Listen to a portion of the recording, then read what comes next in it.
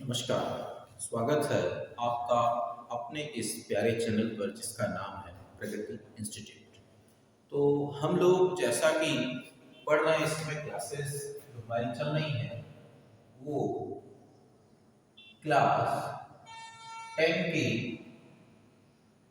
Science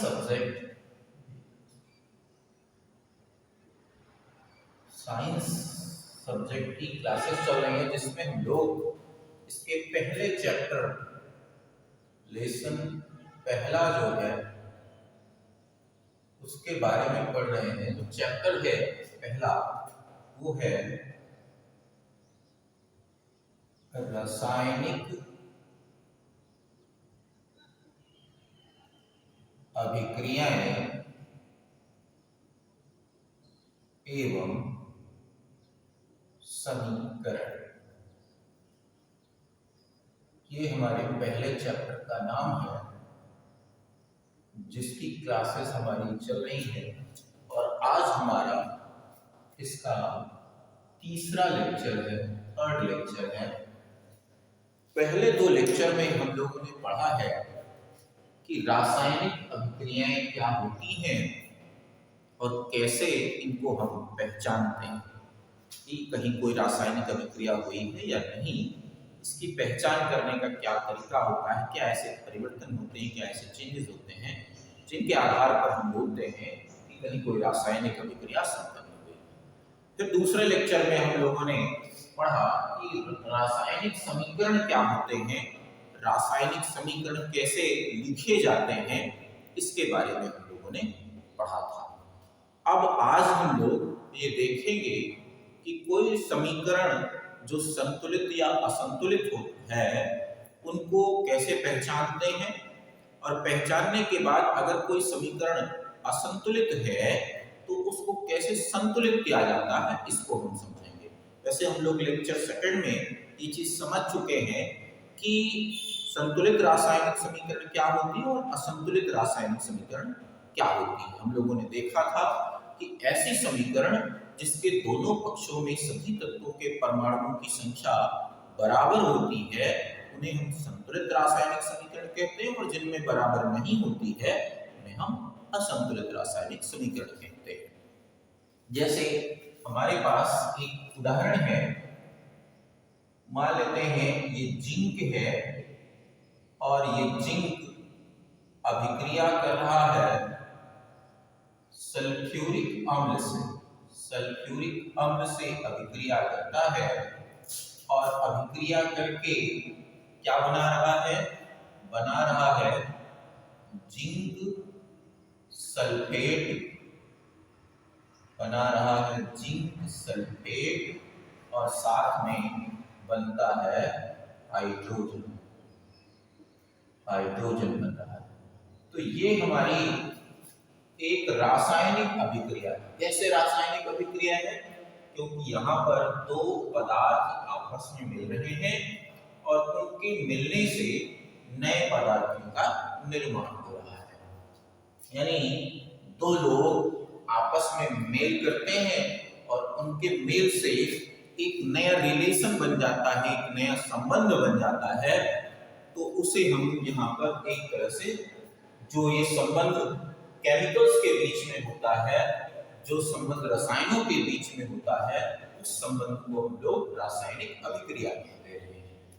अब जो रासायनिक अभिक्रिया है उस रासायनिक अभिक्रिया को जब अगर हम निरूपित करते हैं, लिखित रूप में प्रदर्शित करते हैं, तो उसके लिखित रूप में प्रदर्शित करने के लिए उनके चिन्हों का यूज किया जाता है, उनके प्रतीकों का इस्तेमाल किया जाता है और उनके प्रतीकों के इस्तेमाल से जो प्रदर्शन होता है किसी रासायनिक अभिक्रिया का उसको हम लोग रासायनिक समीकरण कहते हैं। उदाहरण के लिए जैसे ये हमारी एक रासायनिक अभिक्रिया लिखी हुई है कि जिंक सल्फ्यूरिक अम्ल से अभिक्रिया करके जिंक सल्फेट और हाइड्रोजन बनाता है।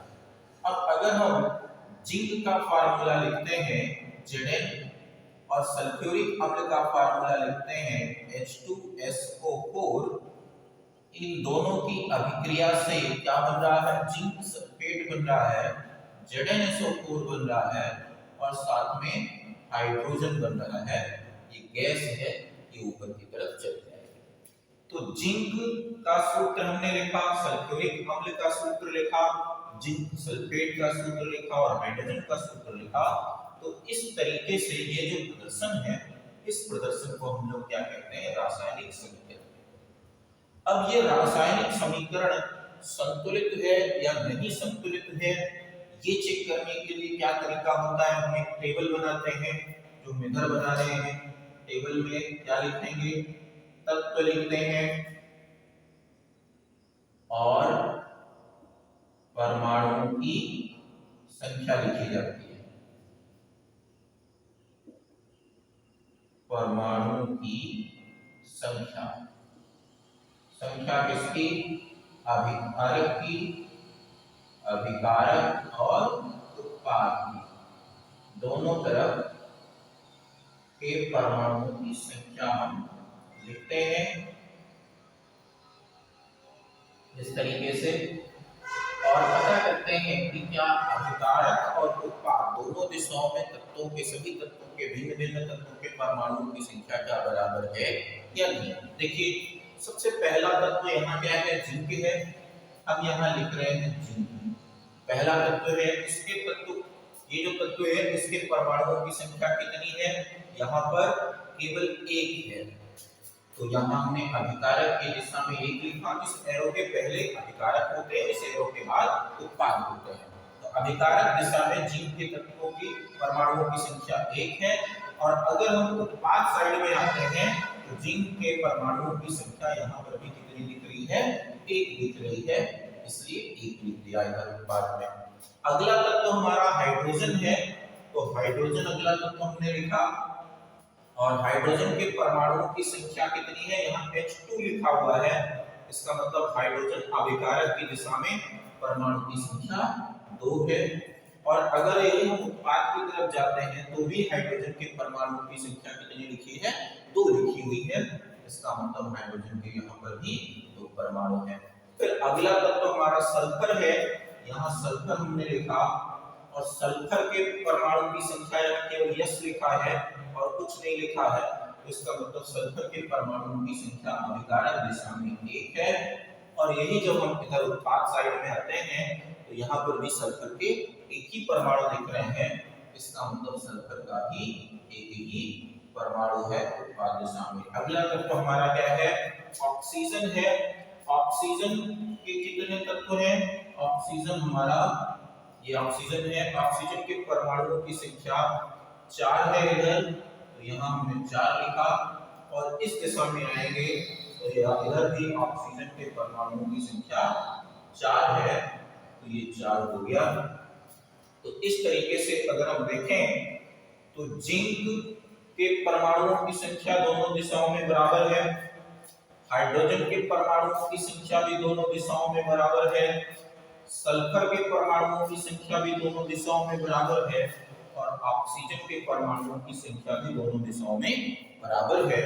इसका तात्पर्य यह है कि ये जो समीकरण लिखी गई है, इस समीकरण के दोनों पक्षों में भिन्न भिन्न तत्वों के परमाणुओं की संख्या क्या है, इक्वल है, बराबर है। अतः ये जो समीकरण लिखी है, ये समीकरण कैसी है, संतुलित रासायनिक समीकरण है। ये कैसी है, संतुलित रासायनिक समीकरण है, संतुलित रासायनिक समीकरण, ये भूल जाए। अगर यही दोनों दिशाओं में तत्वों के परमाणुओं की संख्या इक्वल न होती, बराबर न होती, तो ये समीकरण संतुलित रासायनिक समीकरण न कहलाती, बल्कि क्या कहलाती, असंतुलित रासायनिक समीकरण। एक उदाहरण के द्वारा इसको भी समझते हैं कि कोई समीकरण असंतुलित कैसे होती है, और फिर हम लोग देखेंगे इसको संतुलित कैसे किया जाएगा। तो आइए चेक करते हैं क्या हाइड्रोजन और क्लोरीन के दोनों तरफ तत्वों के परमाणुओं की संख्या बराबर है या नहीं है। मतलब क्योंकि हमने क्या किया, 2 का गुणा कर दिया HCl में, अब हम चेक करते हैं कि क्या चीजें बराबर हुई हैं और क्या चीजें अभी बराबर नहीं हुई हैं। तो सबसे पहला तत्व हाइड्रोजन है, हाइड्रोजन के कितने परमाणु हैं, इधर 2 परमाणु हैं, अभिकारक दिशा में 2 परमाणु पहले भी थे, अभी हैं। और इधर अगर देखें तो क्योंकि HCl में 2 का गुणा हो गया है, तो हाइड्रोजन भी 2 परमाणु बन गए हैं और क्लोरीन भी 2 परमाणु। कैसे, देखिए 2HCl लिखने का मतलब क्या हुआ, एक HCl ये है और एक HCl ये है, 2 HCl हो गए। अब एक HCl में कितने हाइड्रोजन है, एक हाइड्रोजन, और दूसरे HCl में भी कितने हाइड्रोजन है, एक हाइड्रोजन। तो टोटल कितने हो गए हाइड्रोजन के, 2 परमाणु हो गए, एक ये वाला और एक ये वाला, 2 हाइड्रोजन परमाणु हो गए। इसका मतलब क्या है, क्या लिखना है, 2 हाइड्रोजन के 2 परमाणु हो गए। आगे हम देखते हैं क्लोरीन। क्लोरीन की क्या स्थिति है, क्लोरीन दूसरा तत्व है और इधर क्लोरीन के परमाणुओं की संख्या 2 है, और इधर भी अगर हम देखें तो आप देखिए एक क्लोरीन ये है, एक क्लोरीन ये है, तो टोटल कितने क्लोरीन हो गए हैं, 2 क्लोरीन परमाणु इधर हो गए। तो अब अगर आप देखिए ये जो समीकरण आई हुई है, ये समीकरण कैसी समीकरण है, ये समीकरण में अगर हम देखें तो हाइड्रोजन के परमाणुओं की संख्या भी दोनों दिशा में 2 है और क्लोरीन के परमाणुओं की संख्या भी दोनों दिशा में 2 है। इसका मतलब ये जो समीकरण आई है ये कैसी समीकरण हो गई है, ये संतुलित रासायनिक समीकरण हो गई। ये कैसी हो गई, संतुलित रासायनिक समीकरण में प्राप्त हो गई।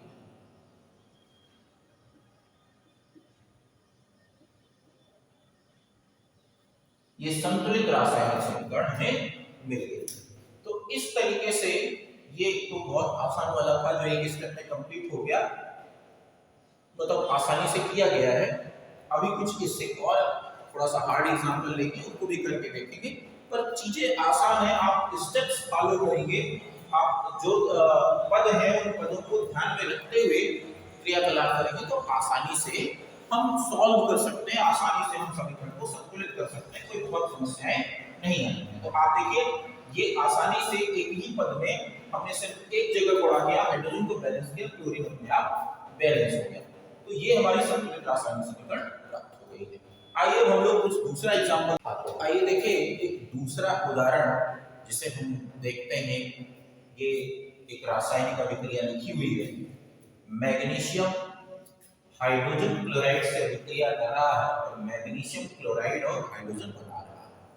ये हमारा अभिकारक है, ये हमारा उत्पाद है, ये रासायनिक अभिक्रिया है। इस रासायनिक अभिक्रिया को हम लोग समीकरण के रूप में संतुलित करते हैं। तो मैग्नीशियम का सिंबल लिखते हैं, मैग्नीशियम का सिंबल होता है Mg, यानी मैग्नीशियम का प्रतीक Mg हो जाएगा, और हाइड्रोजन क्लोराइड अगर लिखा जाएगा तो ये लिखा जाएगा HCl, हाइड्रोजन क्लोराइड हो गया, तीर का चिन्ह।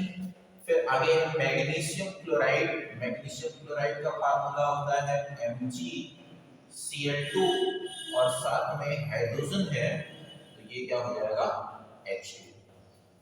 तो ये गैस है। तो ये हमारा एक रासायनिक समीकरण है। अब ये पता करें ये रासायनिक समीकरण संतुलित रासायनिक समीकरण है या नहीं। तो हम चेक करते हैं भिन्न भिन्न तत्वों के परमाणुओं की संख्या क्या दोनों दिशाओं में बराबर है या नहीं। तो सबसे पहला तत्व क्या है, यहाँ पर मैग्नीशियम है। मैग्नीशियम के कितने परमाणु दिख रहे हैं इधर, एक अभिकारक दिशा में और एक उत्पाद दिशा में। तो पहला तत्व यहाँ हमने सारणी पहले से बना रखी है, मैग्नीशियम, जिसमें कितने परमाणु हैं, अभिकारक दिशा में एक और उत्पाद दिशा में भी एक परमाणु है। अगला तत्व हाइड्रोजन है। हाइड्रोजन की अगर बात करें तो हाइड्रोजन के परमाणुओं की संख्या अभिकारक दिशा में 1 है और उत्पाद दिशा में 2 है। तो ये 1 हुआ और ये 2 हो गया। उत्पाद दिशा में हाइड्रोजन के कितने परमाणु दिख रहे हैं, H2 लिखा है, नहीं 2 परमाणु। अगला तत्व क्लोरीन है, तो यहां हम लिखेंगे क्लोरीन। क्लोरीन के परमाणु की संख्या अगर आप देखिए तो कितने दिख रहे हैं, 1 परमाणु दिख रहे हैं अभिकारक दिशा में, और अगर इधर हम आए तो कितने परमाणु दिख रहे हैं, 2 परमाणु दिख रहे हैं उत्पाद दिशा में। तो अगर आप देखें ये जो समीकरण लिखी हुई है, इस समीकरण में मैग्नीशियम के परमाणुओं की संख्या तो दोनों दिशाओं में बराबर है, परंतु हाइड्रोजन के परमाणुओं की संख्या भी दोनों दिशाओं में बराबर नहीं है और क्लोरीन के परमाणुओं की संख्या भी दोनों दिशाओं में बराबर नहीं है।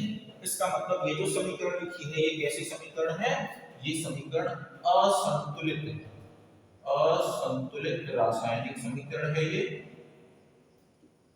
तो अगर रासायनिक समीकरण असंतुलित है तो क्या जरूरत है, इस समीकरण को संतुलित करने की आवश्यकता है, इस समीकरण को संतुलित करने की जरूरत है। तो आइए देखिए कैसे संतुलित करेंगे। तो सबसे पहले तरीका मैंने क्या बताया कि इसके चारों तरफ क्या बना देना है, हमें बॉक्स बना देना है ताकि इसमें हमें कोई परिवर्तन नहीं करना, ये ध्यान में रहे। तो ये हमने बॉक्स बना दिया। ये अब क्या करेंगे, मैंने बताया कि सबसे पहले उस तत्व के परमाणु की संख्या को संतुलित किया जाता है, बराबर किया जाता है, जिसके परमाणु की संख्या सबसे न्यूनतम होती है, सबसे कम होती है। परंतु अगर यहाँ देखें हाइड्रोजन के भी परमाणुओं की संख्या 1 और 2 का, मतलब 1 ही का डिफरेंस है, और क्लोरीन में भी वही स्थिति है। तो चाहे जिसका हम पहले बैलेंस कर सकते हैं, इक्वल कर सकते हैं। तो सबसे पहले हम लोग किसका बैलेंस करते हैं, सबसे पहले हम लोग हाइड्रोजन का बैलेंस करने की कोशिश करते हैं कि हाइड्रोजन के परमाणु की संख्या इधर 2 है, तो इधर भी हमें क्या करनी पड़ेगी, 2 करनी पड़ेगी। तो 2 करने के लिए हमें क्या करना पड़ेगा, इसमें 1 को 2 करना है। तो ये वाला 1 जो हाइड्रोजन के लिए लिखा गया था वो किसके लिए लिखा गया था, इससे संबंधित था। तो इसका मतलब हम इसमें तो कुछ कर नहीं सकते, जो करेंगे इसके बाहर करेंगे। इसका मतलब HCl में हम क्या करेंगे, 2 का मल्टीप्लाई करेंगे, 2 का गुणा करेंगे। तो हाइड्रोजन परमाणु की संख्या दोनों दिशाओं में बराबर करने के लिए हमें क्या करना पड़ेगा, HCl में 2 का गुणा करना पड़ेगा। तो लिखेंगे हाइड्रोजन परमाणु की संख्या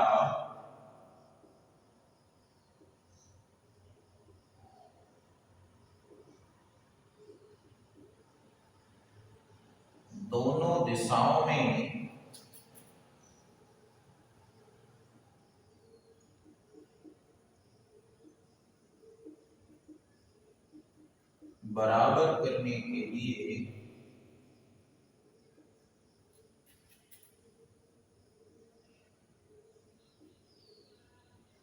बराबर करने के लिए किसमें गुणा करना है, HCl में किसका गुणा करना है, 2 का गुणा करने, 2 का गुणा कर लेते हैं। Mg में हमें कोई परिवर्तन नहीं करना है, उसी तरह लिखना है।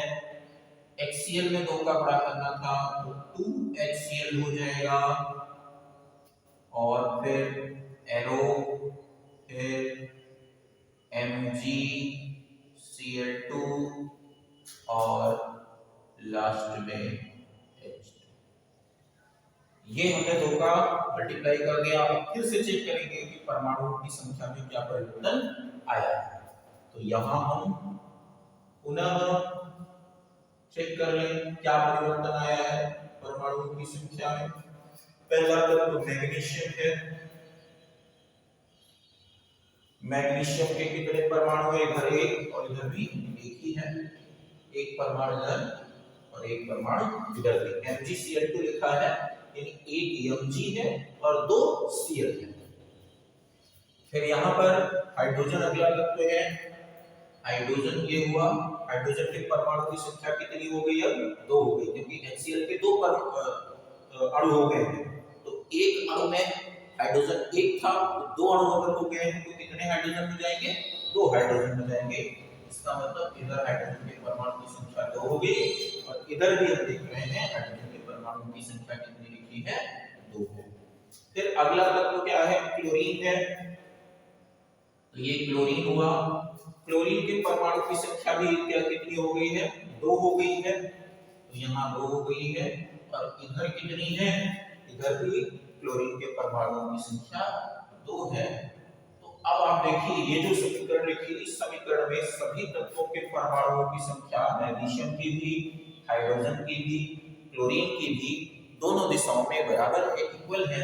इसलिए ये जो समीकरण लिखी गई है ये कैसी है, संतुलित रासायनिक समीकरण है। ये समीकरण कैसी है, संतुलित रासायनिक समीकरण में प्राप्त हुई।